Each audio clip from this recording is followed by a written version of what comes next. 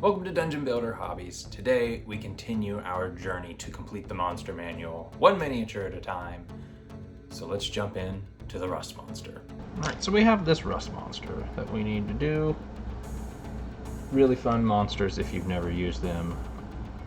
They basically eat anything that is metal and it turns it to rust, ruining that item for the person who has it. So I'm going to start us off with this P3 Orgoth bronze from the latest P3 set. Picked it up at a shop that I went to today. I do not remember the name of the shop. I'll have to look that up later in post. So we're going to give this a nice little brushing with this bronze. Ooh, too much water.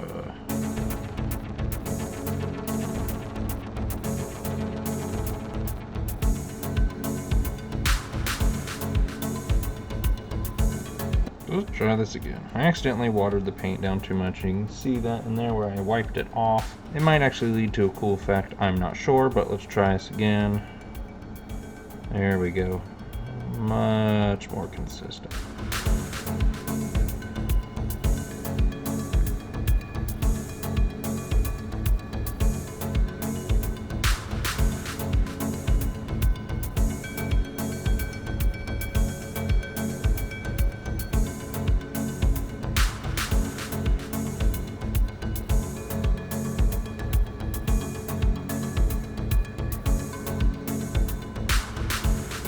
Basically just any water. This paint says haha no, I guess.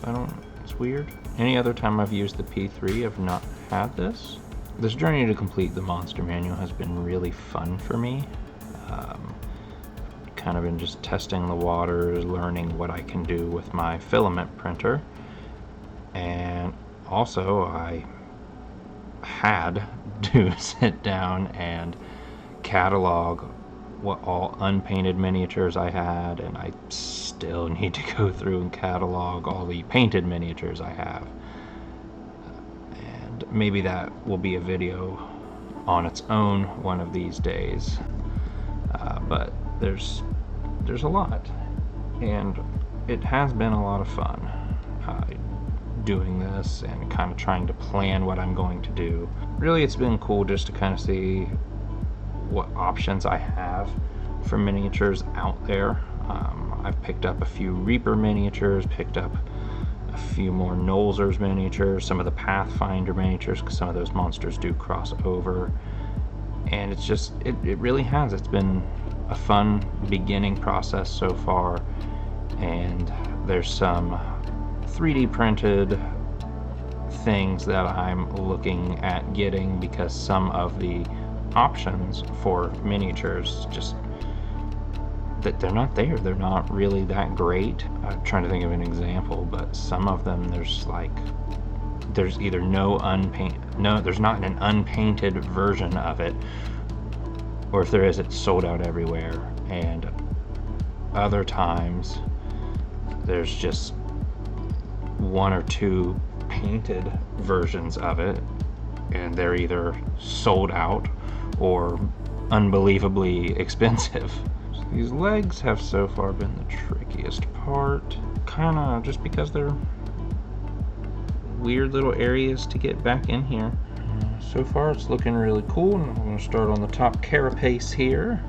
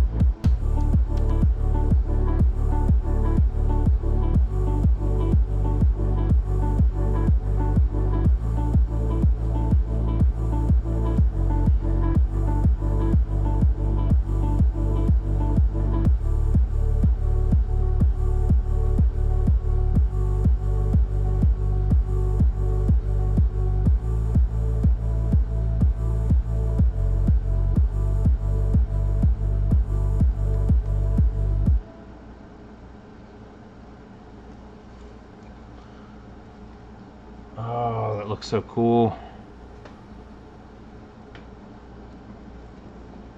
The worst part about this has been all these little crevices and that gnarly face this guy's got. Yeah, it's not gonna focus that great on it, but trust me, he's got a gnarly face.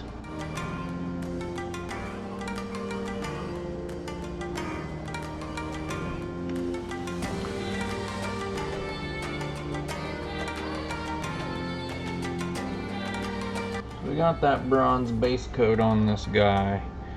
I felt like it took a very long time. A few spots the paint feels a little thick. I think that's okay, because he's a weird chitinous looking bug creature. But now I'm gonna add some silvery highlights and try and bring out some of those features in that face right there. Faced only a rust monster could love. We'll do that, and we'll hit that base with a little bit of speed paint Gravelord Gray, and then we'll call it a day on this guy.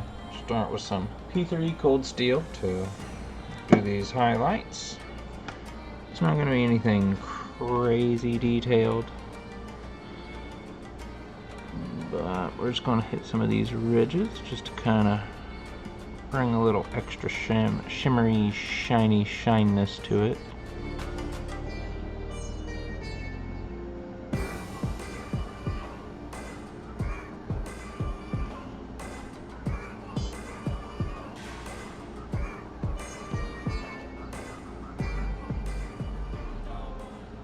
This technique I'm attempting is called edge highlighting, where you take kind of the edge of your brush and highlight it there.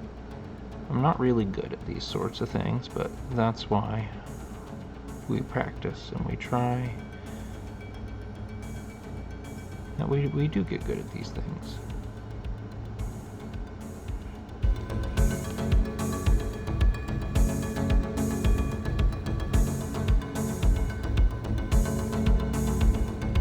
So let's get in here and try and do a little bit of something with this cool dude's face.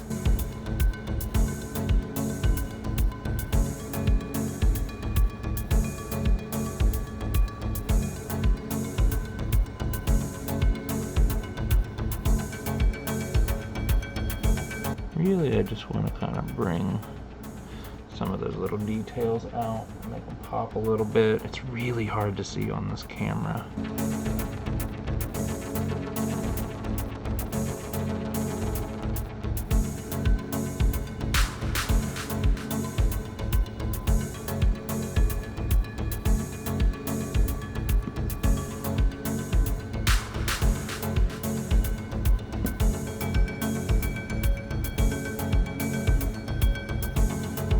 So the problem I'm having as I'm painting this is let me turn one of these lights off. That makes it look a little better. The problem I'm having as I'm painting it is that my light is bright and shining, which is what you want in miniature painting.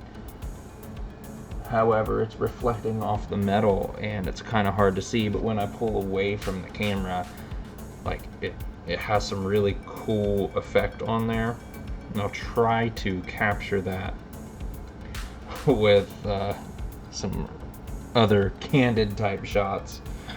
But this dude is pretty fun to paint now that I don't have all the ridges to mess with. I'm just gonna add some random streaks and lines and different things on his legs.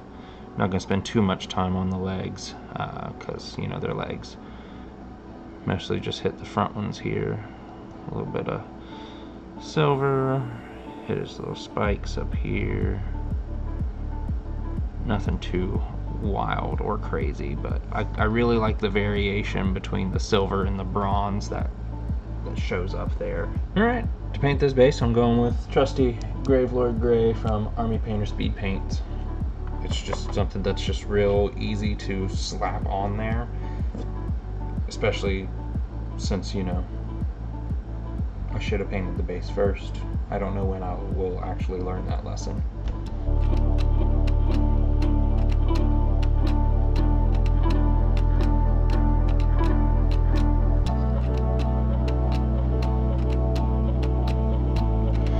Alright, and we got the base painted. It pulls around his feet a lot. Try to pull some of that out of there, but it might be in there too much. It might actually be mixing with some of the bronze that I got on him. However, I like him. I think he's cool. I'm excited to actually have what is a rust monster.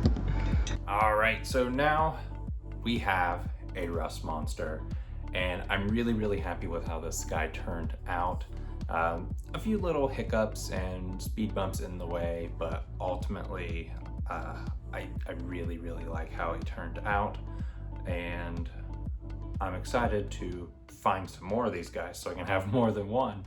So let me know down in the comments a monster you'd like to see painted here on this channel, and until next time, keep on building.